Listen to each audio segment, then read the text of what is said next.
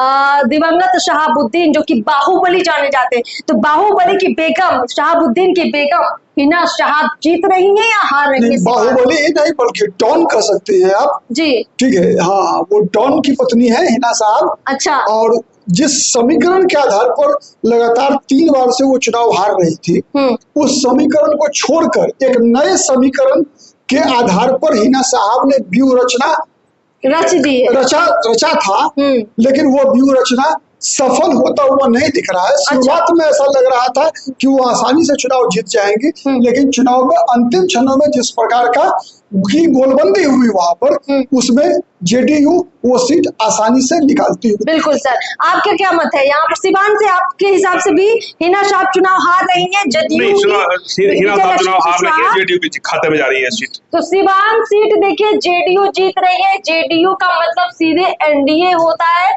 तो आपको ये बता दें कि यहाँ सिवान में बहुत फाइट इसमें एक लाइन हम जोड़ेंगे कि प्रधानमंत्री जी की रैली के बाद जो कुछ मतदाता भटक के थोड़ा बहुत शहाबुद्दीन के परिवार के करीब जा रहे थे, वो फिर से वापस इंडिया की फिर से आ गए। तो कहीं मोदी साहब काम कर गया सिवान में। उसके लिए देखिए शहाबुद्दीन की पत्नी हिना साहब ने कितना इस बार परिवर्तन किया, ये तो आश्चर्यजनक था कि काला बुर्का छोड़कर हिना साहब जो है भगवा ओढ़नी ओढ़कर चुनाव प्रचार कर रही थी। अच्छा। ये भले ही देखिए वो चुनाव जीते या हारे बात अलग है, लेकिन मैंने कहा ना कि 360 डिग्री का टर्नआउट, ये ऐसा बिहार की राजनीति में पहली बार हो रहा है जब हिना साहब जो कि जानी जाती है उनके पति के नाम से राजदेव रंजन की हत्या के लिए, चंदा बाबू के बच्चों को तेजाब से नहला देने के लिए, कई IPS IAS के वही थप्पड़ से मारे जाने के लिए, प्रताप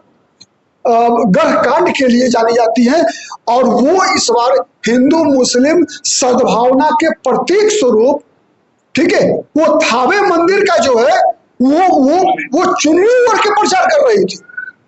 तो सिवान में उसका असर? सिवान में नहीं, असर तो हुआ है, ऐसा नहीं है असर नहीं होता तो आरजेडी के जो कैंडिडेट तीसरे नंबर पर कैसे होते?